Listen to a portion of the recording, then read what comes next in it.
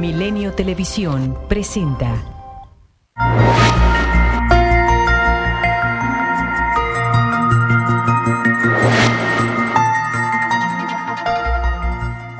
Buenas noches, bienvenidos a Milenio Mercados en Perspectiva, aquí como todos los domingos con Juan Musi. Juan, muy buenas noches. ¿Qué tal, Manolo? Muy buenas noches. Y su servidor Manuel Somoza para hablar de temas económico-financieros en México y en el mundo. Y empezaríamos como siempre por México, donde no hubo una gran cantidad de noticias económicas, sin embargo tuvimos una semana bastante movida en los mercados. Como noticias quizá está, o lo más trascendente fue el haber tenido acceso a las minutas de Banco de México, lo que se discutió en la última reunión de política monetaria, en la cual se decidió no incrementar la tasa de interés. Esto es muy importante. La próxima reunión de política monetaria se va a llevar a cabo en el mes de octubre, en septiembre no hay, y nosotros esperamos que ahí sí suba la tasa de interés en México, porque pensamos que la Reserva Federal, que sí tiene su reunión a finales del mes de septiembre, va a incrementar la tasa en ese país en 1/4 punto nuevamente para llevarla del 2 al 2.25%. Pero ¿por qué no comentas, Juan, lo más relevante de las minutas? ¿Cuál es la preocupación de Banco de México hacia adelante y que tiene que ver con la inflación, que por cierto salió hace 2 semanas y no salió nada bien?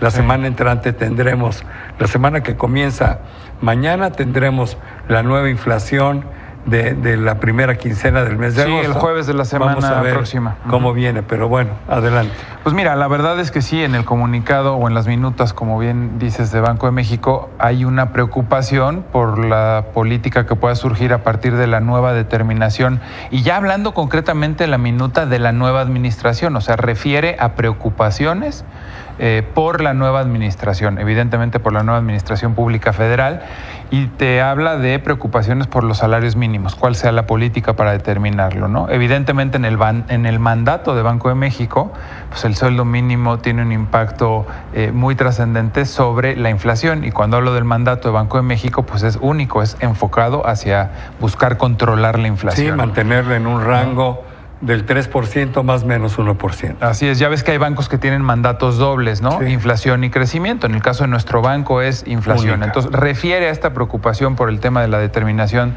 de salarios mínimos, y también refiere a una preocupación que tiene con respecto al tema energético, sobre todo a los precios de petróleo, de derivados y de gas LP, ¿no? Yo creo que ese es un gran tema. Sí. Finalmente la fórmula que está aplicando hoy el gobierno federal para la gasolina, pues nadie la entiende. Es una fórmula muy, muy complicada. Sí. Y aparte, a veces se aplica y a veces no se aplica. Como que dentro de la fórmula el gobierno tiene una gran discrecionalidad para incrementar o no incrementar el precio de la gasolina.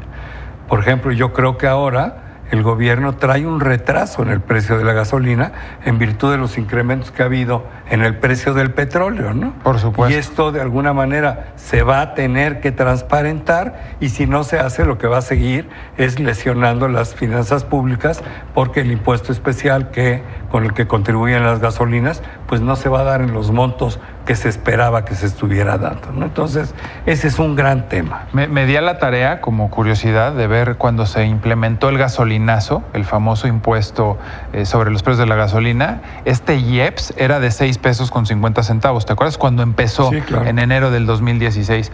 Pero también en enero del 2016, el precio internacional del petróleo, el de referencia, el WTI, estaba en $47. Sí, hoy está en 70. Hoy está en 70, para efectos prácticos, ¿no? Entonces, imagínate lo que tú dices, cómo ha amortiguado el gobierno federal, porque si hubiera dejado ir en línea con la subida de los precios del petróleo, la gasolina premium no costaría 21 o 22, no podría estar costando 27 o 28, ¿no? Entonces es evidente que además del oscurito que existe en torno al cálculo, no tenemos claro de cuánto sea hoy el IEPS, pero seguramente es muy chiquito, es ya mucho más bajo lo que recaudan hoy con respecto a enero del 2016, ¿no? Por esa razón, cuando nosotros hablamos de la estimación de la inflación para el 2018, pues nosotros la vemos más pegada al 4.5% que al 4%, que era lo que estábamos platicando hace 3 meses, ¿no? Así es. Sin embargo, rebotó la inflación en el mes de julio, rebotó en forma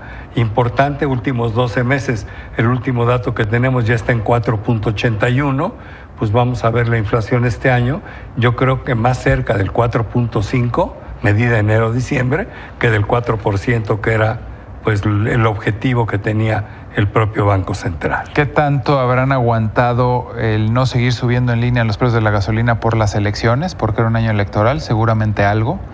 ¿Qué rol va a jugar el precio de las gasolinas si el petróleo sigue subiendo en la inflación en el 2019? Sí, vamos a ver qué pasa. Es un gran tema, ¿no? Pero bueno, pues la expectativa es de que el petróleo se mantenga, cuando menos en los niveles actuales. O sea que esa ya no es una buena noticia. Antes, cuando el petróleo subía, era una buena noticia para México. Hoy ya no es una buena noticia. México tiene una balanza deficitaria de productos energéticos. México pierde en ese comercio de productos energéticos 18,000 millones de dólares anuales.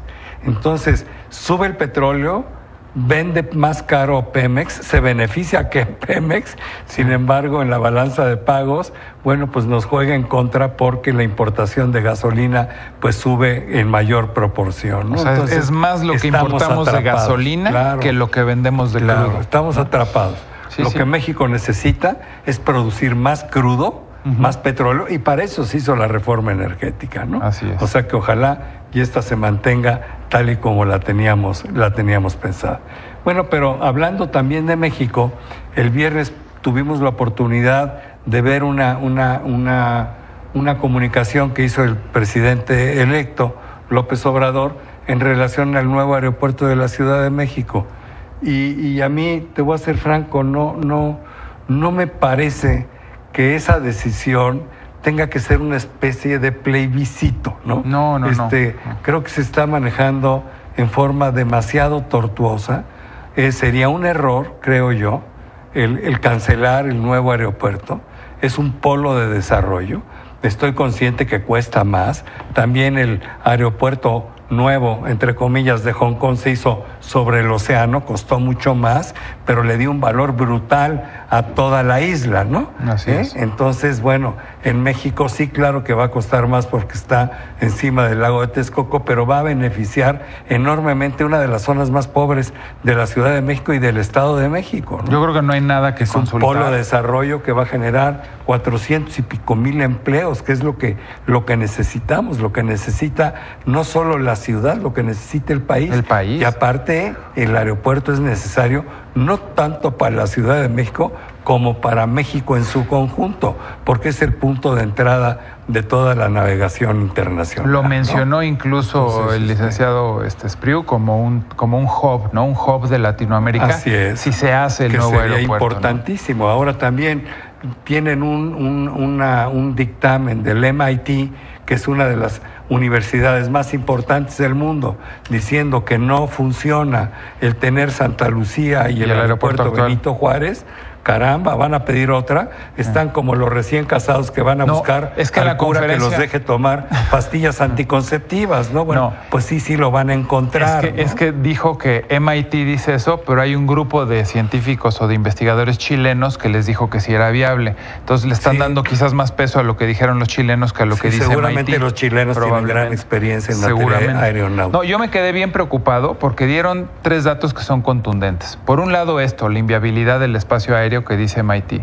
Por otro lado, el tema de los traslados y la complicación que implicaría a los pasajeros. Cuando tuvieras conexiones, te imaginas, son más de 70 kilómetros de un aeropuerto a otro. Tuvieras que ir de uno al otro para irte a imagínate Chihuahua, ¿no? los inconvenientes en logística para operar Santa Lucía y el actual, el Benito Juárez. Y la otra es enterrar, porque así lo dijeron, 100,000 millones de pesos que ya están invertidos, que ya están sepultados ahí en Texcoco. Claro. Entonces, la verdad, yo me quedo bien preocupado. Más, cerca de una tercera parte del costo total, ¿no?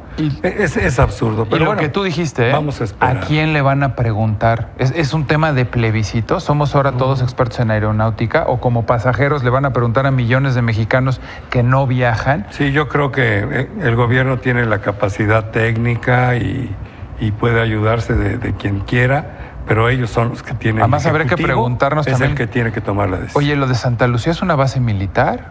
¿Cómo se ha pronunciado? ¿Qué ha dicho es la principal base militar? ¿Qué ha dicho al respecto? ¿No? Pero bueno. Que los tomen también en cuenta, ¿no? Eso en México. Luego tuvimos en Estados Unidos, las noticias han sido buenas en materia económica. La economía norteamericana sigue funcionando bien sin problemas. La inflación se ha subido. Este año va a terminar en 3%, lo cual es bueno, era lo que estaban buscando. Y esto, bueno, pues nos lleva a tratar un tema de coyuntura que queríamos tratar, y es el efecto que tuvo la lira turca en el valor del peso mexicano. Sí. La lira turca se devaluó primero 40%, luego se revaluó para finalmente quedar en un menos 10% en una semana. Es un montón, pero le pegó al peso mexicano, que en su peor momento se devaluó 5%, al real brasileño, al peso colombiano, al peso chileno. ¿Y por qué sucede esto? Bueno, pues hay un fenómeno de contagio, ¿no? Sí, la verdad es que, como lo podrán ver, sí, desde luego la más afectada en la tablita que presentamos es la lira turca.